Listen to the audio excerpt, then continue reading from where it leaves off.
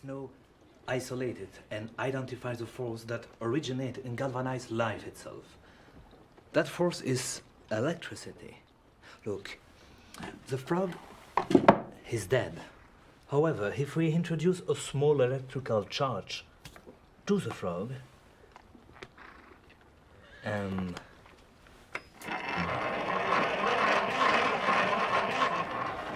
of course, it is too late to rekindle that force in the poor frog for any length of time.